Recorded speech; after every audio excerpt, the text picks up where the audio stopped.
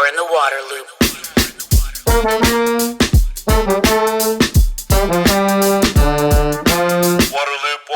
Waterloop.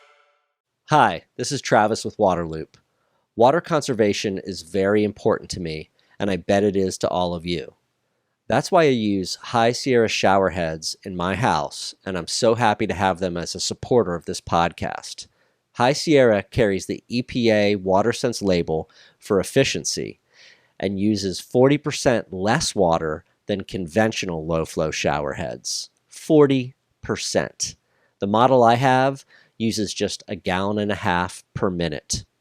And because of their unique nozzle design, it's patented. Nobody else has it. It maximizes efficiency of water and energy use, but doesn't sacrifice on performance. You still get a powerful shower. Use promo code WATERLOOP for 20% off at highsierrashowerheads.com. Waterloop. Welcome to Waterloop. This is Travis. I am thrilled to be talking about oysters for this episode. I've been waiting and looking for the right person to have on, and I am happy to be joined by Chris Moore. He is senior scientist at the Chesapeake Bay Foundation. Chris, thanks for coming on the podcast. Thank you so much for having me. Yeah, like I said, I've been wanting to talk about oysters for a while. I think they're incredible. I think they're underrated, underutilized when it comes to water quality out there. And I know they've got an incredible history in the Chesapeake Bay, from what they began, the kind of levels they were a long time ago when the bay was first being explored by Captain John Smith, to what they are now, which is a big decline. But could you talk a little bit about that history of oysters in the Chesapeake Bay and its tributaries? Sure. So Chesapeake Bay really in some ways was unfortunately kind of the second area to get fished out of on the Atlantic coast. You know, a lot of people think about oysters kind of like you referred to historically when Captain John Smith sailed in, and, you know, we heard stories of oysters as big as dinner plates, and we heard about basically almost like sandbars of oysters. They were navigational hazards out in there, and that's probably very true. But one of the things I think is most interesting about kind of the history part of oysters is the fact that we actually fished our New England stocks of oysters out first. And those watermen and folks who wanted to harvest oysters actually started to move to the Chesapeake Bay. So the New England fleets came in, and that's when we got into that really unique time about the oyster wars that people hear a lot about. And, you know, these big sailing fleets that came in and started to disrupt the local economies that were harvesting oysters, things like that. And at the time, we were harvesting on the order of 5 to 6 million bushels of oysters a year. Just absolutely incredible. When was this? Oysters. This was late 1800s into the early 1900s. Yeah. And, you know, you just had hundreds and hundreds of skipjacks. Those were the larger sailing vessels that would harvest oysters with dredges during the winter and things like that. And, you know, it must have just been awesome to see all of those oyster boats out there and things like that.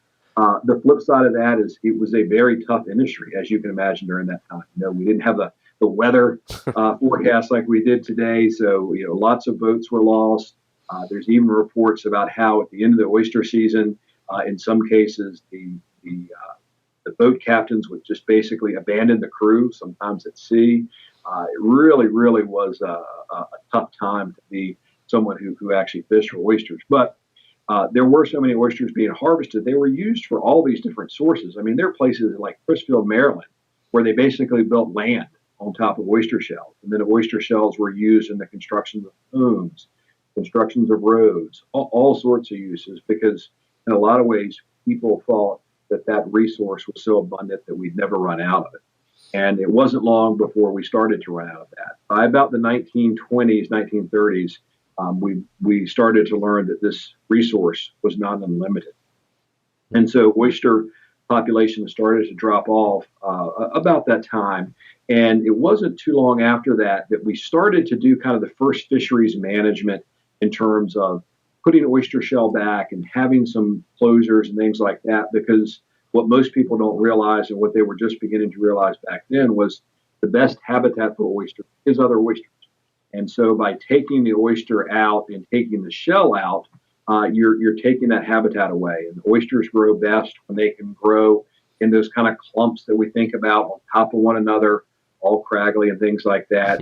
And that's not only great oyster habitat, but it's also great habitat for a whole host of other species as well. Whether it's blue crabs or whether it's mud crabs, some of the worms you see there, feather blennies, things like that.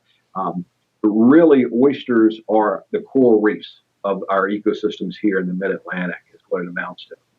And so after applying some fisheries management, you saw oysters begin to rebound a little bit, at least stay steady in terms of the status of the stock. And in the Chesapeake Bay region, we had one of our first diseases show up, MSX, which is a parasitic disease. We don't know exactly how that got here. We think it may have come from a failed introduction of a Pacific oyster at the time, and some people were playing with this. So it's a great example of releasing non-native species. You never know exactly what the outcome may be, but that really first decimated our oyster stocks beyond what we've done harvest-wise. And then if you look at the harvest charts, at least, you'll see that oysters started to rebound a little bit. Natural selection allowed the oysters to begin to develop some natural resistance to that disease. And then we had dermo come in. And dermo, another parasitic disease, very, very similar to MSX. We probably had some different types of dermo in the Chesapeake Bay region, but we think we brought in some more lethal strains of that disease by doing what we call dip and ship. And what that basically meant is we were harvesting oysters in the Gulf of Mexico and other places. We were bringing them up and putting them in Chesapeake Bay waters for a couple weeks, a couple months, and then selling them as Chesapeake Bay oysters. Chesapeake Bay oysters were the real brand that people wanted. And so then we really saw oyster populations fall off after that. And I think most people would tell you we hit rock bottom sometime in the early to mid 90s is what it amounts to. Since that time, I would say we generally have been on an upswing. It's not perfect, with any biological critter. The oysters obviously look a lot more like a rock to most people, but they are a really unique individual there. Some years we have really good reproduction and see more oysters come back. Some years not so much. Obviously, we have a fishery as well that affects the population, but we have kind of seen at least some rebound in the stocks, especially in Virginia, since the early 2000s. And now we are harvesting somewhere in the order of about 600,000 bushels in Virginia, about 400,000 bushels in Maryland per year. So there's definitely been some resurgence there. So about 1 million bushels coming out of that bay now. Right. Does that includes the tribs? Because I know they're getting some out of those different rivers. That includes rivers. the tribs as well. Yeah. And then the big change that we're seeing over the last 10 to 15 years or so is the use of more intensive aquaculture methods to grow oysters. And in fact, here in Virginia, our aquaculture raised oysters are actually surpassing the harvest of our wild caught oysters. And so it's good to see, because that's investment in our bay resource, our bay region that we're seeing from aquaculture. The other thing, and you touched on this a little bit earlier, I think, is the water quality aspect. Oysters are great filters. There's some other things that they do to help improve water quality as well. And, even if an oyster goes in the water for 14, 16 months, maybe 2 years, it's filtering that whole time. And that's helping water quality. And not everything would happen on a naturally occurring oyster reef, but a lot of the things that happen on an oyster reef are going to happen in the aquaculture system as well. So we're getting some of those benefits from oysters in aquaculture as well. And that's one reason a lot of organizations like CBF have really tried to support a growth of smart aquaculture, because there's a economic benefit to it, and there's also obviously an ecological benefit to it as well. So the aquaculture, this is like putting in cages off the side of piers, or how exactly is that right? Or is there a different way they go about doing aquaculture? So there's two kind of ways that we do it. And the Chesapeake Bay, both Maryland and Virginia, are kind of unique to this. There's what we tend to call historic extensive aquaculture in most cases. And then they do a couple things there. They might just simply put spat on shell down across the bottom. Historically, instead of doing that, what they would just do is they would either just put shell down They catch young oysters, which we call spat. Those are juvenile oysters before they attach, or right after they attach, basically. Or they would move oyster seed from areas that have lots and lots of reproduction, like the James River, Yankee Tank River, and then grow those oysters out. And so that was kind of the historical way to do it.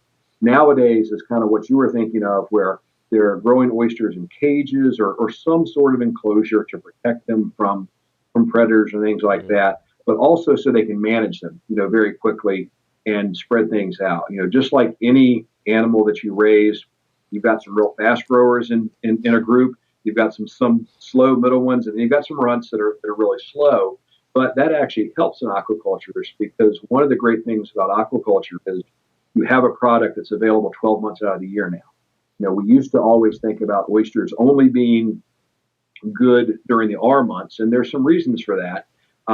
But we've been able to overcome a number of those reasons as well at this point. But an aquaculturist wants to basically be able to sell oysters 12 months out of the year, and so they have to do a lot of work to manage their crop, and in order to make sure they've got market-ready oysters throughout the 12 months of the year.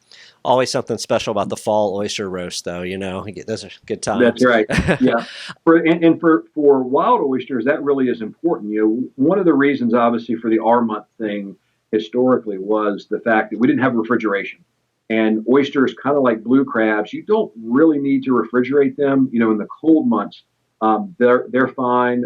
Oysters are basically intertidal animals, so they can be out of the water for a couple hours to a couple days with no problem whatsoever. But obviously, in the heat of the summer, shipping that very perishable food product doesn't work very well. So that was kind of one of the reasons for the R month. The other reason for that historically was the fact that oysters are reproducing during the summer months. Once the water temps get up to about 70 degrees, they're starting to reproduce and things like that.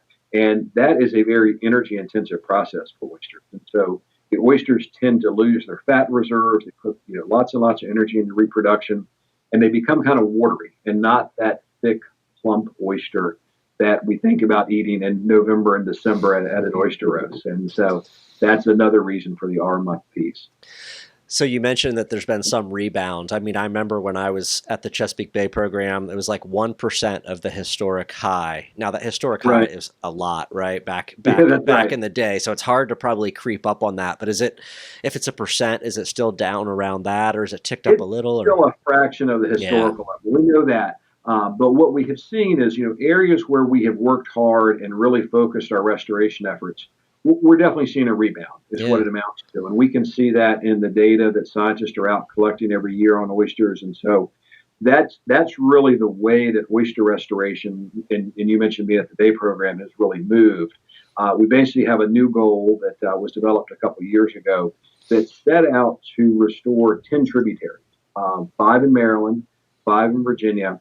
And what we had been kind of realizing with our oyster restoration, because it's a new science, it's still evolving. We're still learning a lot every year about oyster restoration techniques and what works, what doesn't work. But, our oyster restoration efforts, although very well intended, they've been a little spread out and kind of all over the place and things like that.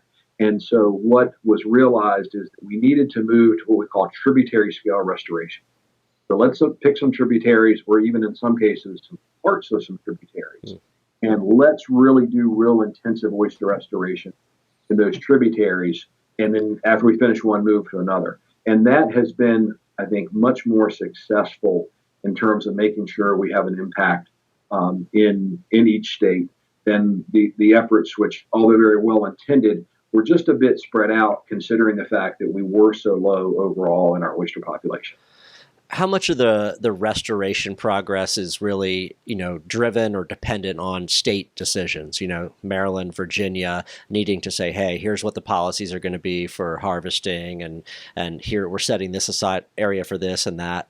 How much? Yeah, there's a number of different ways the states are really helpful. Kind of what you talked about there in terms of setting aside areas. We obviously, both states have harvest areas. Some of those wild harvest areas that have been out there for a very long time. Also, both states have an aquaculture industry, and that takes bottom away as well. And we talk about bottom a lot of times in the oyster world. We're just talking about acreage, on either the bay bottom or in the tributaries. So you've got to manage those uses as well. And then, in a lot of cases, what you do is make sure your restoration happens in areas that won't conflict with those other uses, but you also want to do it in areas where hopefully it can help the wild fishery in some cases, or it can help other things. One of the things we're doing more and more when it comes to oyster restoration is we're trying to do oyster restoration in some cases where it can have a positive effect on climate change. So protecting infrastructure on land by building reefs, because remember, oysters are intertidal, so they can help do that. They can help protect salt marshes, wetlands that help obviously reduce wave energy and help catch those floodwaters. So that's another area that we're seeing more and more restoration efforts go into. So being strategic then about where these are put in so that you've got those benefits of protecting the land. That's awesome. Exactly. Yeah, go ahead. The other area that the states are really important in is funding these oyster restoration efforts. Oyster restoration is admittedly, it's not a real cheap endeavor. There's a lot of work that goes on. And so Maryland and Virginia both have worked hard. And a lot of times it's in partnership with NOAA, the Chesapeake Bay program, the Army Corps of Engineers. But doing these large scale, what I referred to earlier as tributary scale restoration efforts, it takes a fair amount of resources. And so states have been very good at pulling those things together as well to make sure we have the funding and the other resources in place to have successful projects. What are maybe in CBF's mind some needed policy changes that could help oyster restoration be more successful? So continuing to find areas where we can balance those user conflicts. That's going to be one of the biggest things that we need in terms of kind of moving forward, is the fact that you have aquaculture folks who want to use areas.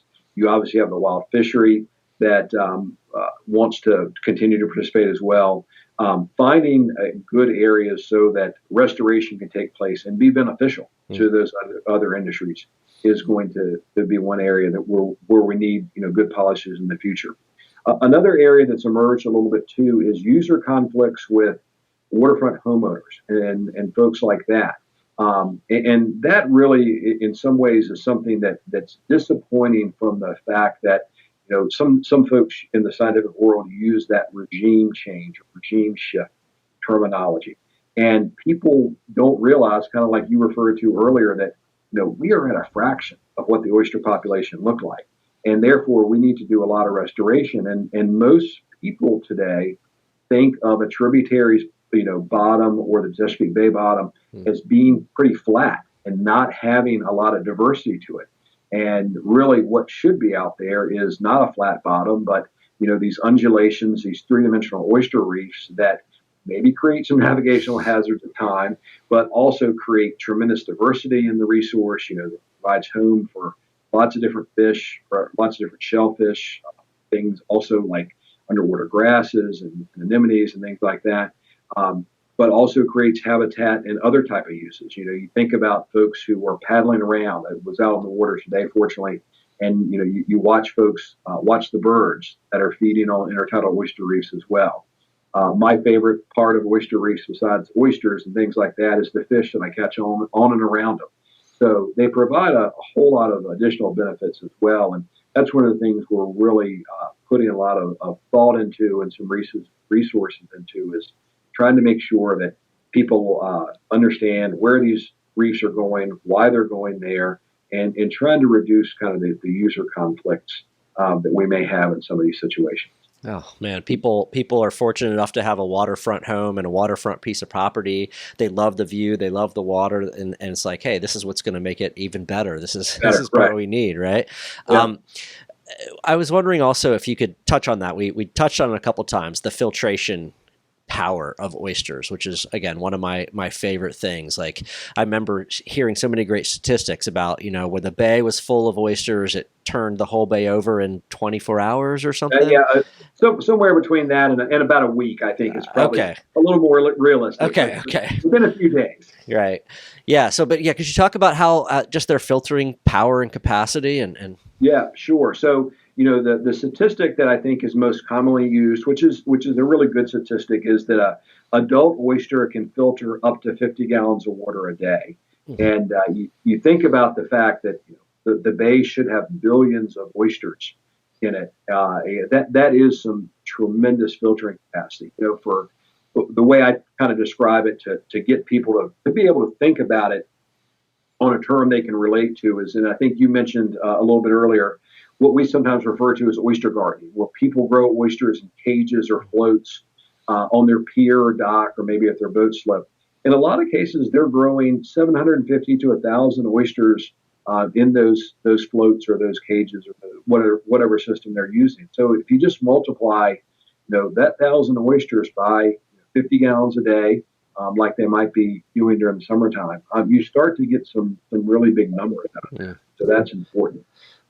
Another part of the water quality benefits of oyster reefs is the fact that they break wave energy. They help keep sediment on the bottom. There's lots of other organisms that tend to be on an oyster reef, like mussels, that actually, by weight or by volume, actually filter even faster than oysters do. So you're building this very diverse community that helps with water quality in lots of different ways. And then another part that people don't realize, and is really, it is the most complex part about it, but on an oyster reef, you've got all these different things going on, biogeochemical processes, basically. The oysters are eating, so there's obviously things coming out of the back end of an oyster that gets put down on the reef, and then there's other things like the worms we talked about and other organisms, and there's bacteria in there. And what that actually does is starts to help a process start denitrification. And that's basically creating nitrogen gas. It's taking nitrogen that's in the water and allowing it to be expelled into the atmosphere. And obviously, we know that the amount of nitrogen in the atmosphere is extremely large. But nitrogen is one of the three main bay pollutants that we try to reduce. Nitrogen, phosphorus, and sediment are the three pollutants that we continue to work on day in and day out. And you might say, are those really pollutants? I mean, nitrogen and phosphorus, they go on my garden or on my lawn and things like that. But they're both great examples of having something in the right amount is good. We've got to have nitrogen and phosphorus to create algae for our filter feeders to eat, things like that. But when you have too much of it, you end up with water quality problems. And this time of year, summertime, when the water's hot, our winds tend to drop down a little bit. The water starts to kind of stratify. We end up with these harmful algal blooms that end up robbing the water of oxygen. Also, we have some blooms that fish and even oysters don't like to eat, so it can be deleterious to the oyster population as well. But going back to the good side, the oyster reefs have all those different processes helping either filter the water by the oysters or the other organisms that are there, by helping to break wave energy, or by helping to keep sediment on the bottom out of the water column, so that you have better water clarity and better water quality overall. Sure.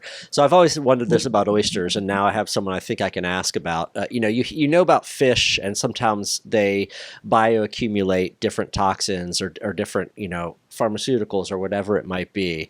And I've always been like, well, oysters are these big filter feeders, right? They're like cleaning the water. So are there any issues with oysters and kind of accumulation of stuff you wouldn't want in there? Yeah. So oysters, in some ways, unfortunately, are still pretty short-lived. I mean, historically, oysters lived to about 20 years old or so. But now an old oyster is still 4, 5, 6 years old is an old oyster. And that's part of that's disease pressure. Part of it is just other stresses out there in the environment, like really high water temps at times, things like that. But fortunately, they don't tend to accumulate lots of things like toxic and heavy metals, like we think about as kind of the nasties in, large old fish, like large old striped bass, or sometimes we think about that in tuna and things like that. The issue that we tend to get into with oysters is they can a lot of times basically bioaccumulate fecal bacteria, which comes from animal waste, sometimes human waste, things like that. And they can kind of biomagnify that. And one of the ways that we really, really are doing a good job testing for that is any state that harvests oysters. They have something either called their Division of Shellfish Sanitation or something very close to that. And they actually go out and they have to sample monthly, and in some cases, maybe even more than monthly, in order to make sure that the oysters that are growing in that water, the water quality is good enough to support that. And one of the things that people's eyes always open up when I tell them about this program is that the water quality standard for shellfish growing water, so where we can harvest oysters from, is much, much, much more stringent than the swimming standard. So if you can harvest oysters from it, you know you can swim in it, and it's a really good quality water. And we're doing some kind of unique things with that as well now. Like I'm sitting here today on the shores of the Lindhaven River, and they tested that water a lot over the last 5 to 10 years, because this is a real success story in the sense that if you go back to 2005, only 1% of this river was open to shellfish harvest. And so we really had no oyster industry at all. And now around 45% of the river's open, and we have somewhere around 12 to 15 oyster companies actually working, which is a great story in itself. But one of the things they have also done is they've tested the water enough that they know, okay, if we have a half-inch rainfall, we're going to close the waters for 10 days. So we're not going to harvest oysters for 10 days. And then once that's over with, we'll go right back. So that allows the aquaculture companies some certainty, so that they say, okay, these areas, I know that if I get a big rainfall, I'm not going to be able to harvest oysters there. So I also need to keep some oysters in other places so that I can continue to provide oysters to my markets and things like that. So we're using what we continue to learn about in terms of how oysters accumulate some of those, not necessarily toxins, but fecal coliforms and things like that. To one, make sure that we have certainty for our businesses, but we can also keep the public safe in terms of eating oysters. Because that's, anytime you have a seafood product where people end up getting sick from it, it's not a good thing. And there's actually incredible traceability in the oyster industry in terms of where oysters come from. Believe it or not, whenever you harvest an oyster, they're put in bags or sacks, depending on where you're at, sometimes bushels, but there's actually a traceability tag that goes with those oysters all the way to the end user. And so, in the few unfortunate cases where people do get sick, they can actually trace that back to the areas. And then, areas that you talked about a little bit about toxics, heavy metals, they do a good job closing those because of the fact that, we know where those areas are. They tend to be the old industrial areas. Think about Falch Point or Point, the Elizabeth River. A lot of those areas have been closed for years in order to make sure there was no public health detriment. All right. Well, I'm so glad I got to talk to somebody about that question that's been in my mind for a while, and I've wondered about. I live in Wilmington, North Carolina now, and so there's good local oysters around the Carolina coast. Right. And I'm assuming that they have the same kind of general protocol and approach with management there. Yeah. The shellfish standards are pretty similar throughout the U.S. There's some international shellfish standards as well, but because the product's shipped everywhere. Your oysters that are harvested in Wilmington may come up here to Virginia. They're vice versa, so they won't generally the same thing to happen. And that's been actually one of the most exciting things for me about oysters is we've gotten to the point, especially with aquaculture expanding, that it's almost like wine. People are getting really cool, unique names for oysters. And you go to oyster bars now, and they'll have 3 different oysters from 3 from Maryland and 3 from North Carolina. And you can sit down and eat those different oysters and compare them and things like that. And it's great for the growers. I think it's great that the oyster industry is coming back, and it's getting this unique kind of nomenclature to it and things like that. I'm not sure I always agree with all the different things about buttery and things like that about the oysters. I tend to be, if it's salty or not salty and things like that. But you can really taste a difference, from the waters that they were grown in the flavor of the oyster, the saltiness of the oyster. And then, of course, depending upon if it was a wild harvest oyster or an aquaculture oyster, they a lot of times will grow a lot different. You're down in Wilmington. A lot of the natural oysters are down there, and we have some of these in the James River and on the seaside of the Eastern Shore as well. We kind of refer to as snappy oysters. They're kind of elongated oysters, and they'll sometimes snap. We call them snappy because they'll break off because they kind of grow thin shells because they're kind of growing up in the water column very quickly to get their food. Other places will grow a more rounded type oyster with a real thick shell, especially the areas that are a little bit fresher, where it takes the oyster longer to grow. I mentioned the Lynnhaven here. We grow in generally a kind of rounded oyster, but almost has a golden shell to it. And that's actually one of the reasons one of our restoration vessels here at CBF is called Chesapeake Gold, because those kind of salty oysters have almost a golden color to them. And then when it goes to aquaculture now, they're doing all sorts of really neat things to have a real high-end product. They're shaking oysters sometimes 7, 8 times in order to get that nice rounded edge to them, that nice cup to them. They're sometimes putting them up in the air to make sure nothing else is growing on them, like mussels, barnacles, things like that. Some folks are growing in cage systems where they actually come out of the water twice a day with the low tides, and they get moved around by the winds because they're just under the surface. So there's all sorts of neat things happening in the oyster world today, especially aquaculture, that are delivering much different products out there to the restaurants and to the buyers. And people are, again, kind of like wine. They're becoming oyster connoisseurs in lots of different ways. I remember seeing stories over the past bunch of years about the resurgence of oysters in the bay and those tributaries that you've mentioned, and that. Yes, people are seeking out these. They're going up to New York City, or they're being shipped off wherever, and they're gaining notoriety for being from this tributary or the Chesapeake Bay or whatever it might be. And so it's all these different factors that give those different flavors. Allegedly, what's the salinity of the water? How much do they get exposed? Are they not? All that kind of stuff factors in the taste, huh? Yeah, it does. Yeah, the salinity is obviously what most people think about. I mean, that's the big one, and it does make a huge difference. And you can go up the Chesapeake Bay and get. I think most people will consider 4 different salinity zones of oysters, and those oysters all take it tastes much different depending on where they are. But you're exactly right. Are they grown on the sandy bottom? Are they grown on the muddy bottom? Will make a difference. Is it an area where maybe there's a lot of freshwater inputs parts of the year, or things like that? Things definitely make a difference in the taste and the flavor of the oyster. And then again, the culture method in terms of what was done to it makes a big difference. Some oysters I actually bought last winter, which was kind of neat, was actually a commercial waterman who was buying oysters from the James River that were wild harvest, and then he was basically kind of like I talked about earlier, dipping them. He was putting them out here in the Lynnhaven for about a month or two, and then selling them.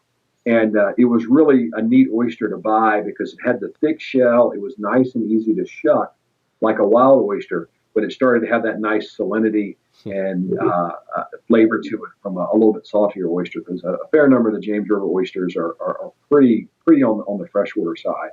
So this was a way again to do something else, so the waterman in this case can make some extra money by basically dipping those oysters and selling them a little bit well. But it also made for a very unique product because you had something that was partly wild harvest, but also partly aquaculture as well. Wow, getting sophisticated.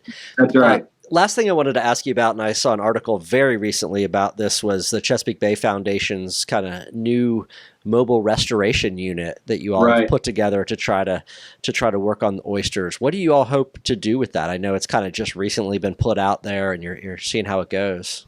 Yeah, so this was an idea that we worked on partly because we know we're going to be working in different tributaries over the years to restore oysters. And so I talked a little bit earlier about the fact that there's 5 tributaries to restore in Virginia and 5 in Maryland. And for a number of years, our Oyster Restoration Center here in Virginia had always been at the Virginia Institute of Marine Science up in Gloucester Point. Great setup. We actually worked great with all the scientists there and the staff there. We were always trading ideas and things like that.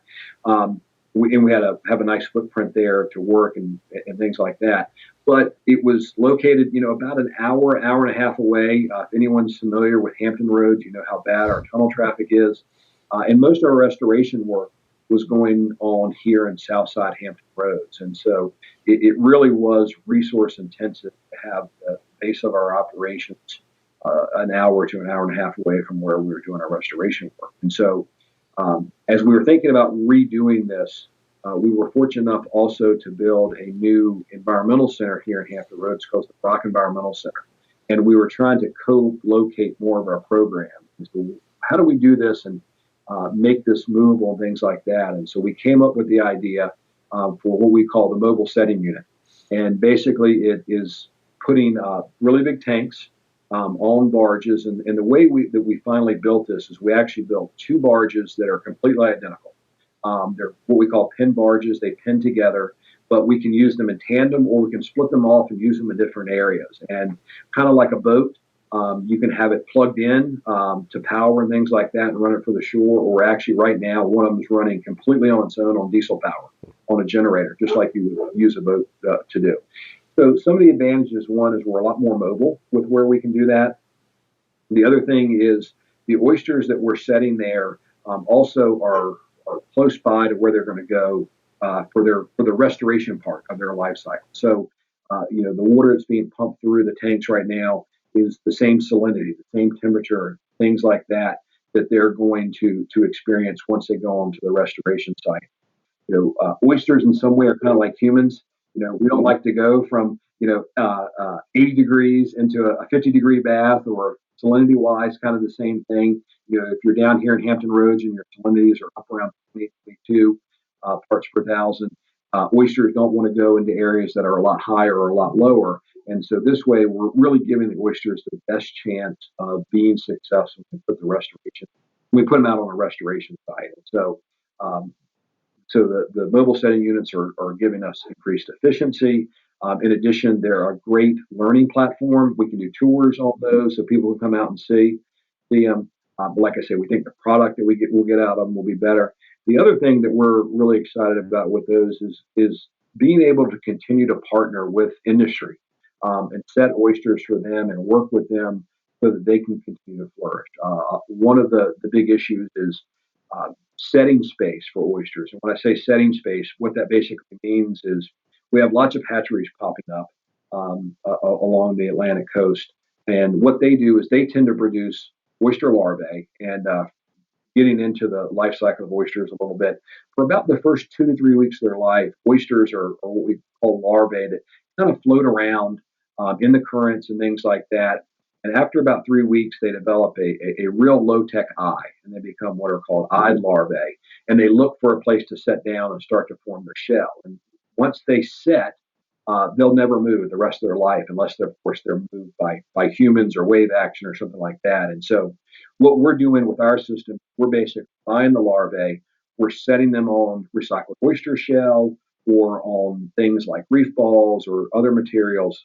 And then once they set, which only really takes about 10 days or so, we can actually move those out to the restoration site. And that's what we're doing with our mobile setting unit. We're really excited, one, to have that new flexibility with it, but we're also really excited to see how it works when we're growing the oysters so close to where their restoration homes can be. Sure. That's awesome. Can't wait to follow that and see how it goes in the years ahead, for sure. Yeah. Well, Chris, I really, really appreciate all the information. Thank you for making me hungry. I feel like I got to go out tonight and find some more oysters. But yeah, thank you so much for your time and information. I appreciate it a ton. No problem. Thank you for having me. And I hope folks will go out and enjoy some oysters, like you said, and also, think about when they see oysters when they're out in the water now, the other values that they have as well. Absolutely. Thanks a lot, Chris. Thanks. Waterloop, waterloop, waterloop. The Waterloop podcast is brought to you by High Sierra Showerheads, the smart and stylish way to save water, energy, and money while enjoying a powerful shower. Use promo code WATERLOOP for 20% off at highsierrashowerheads.com. You're in the Waterloop.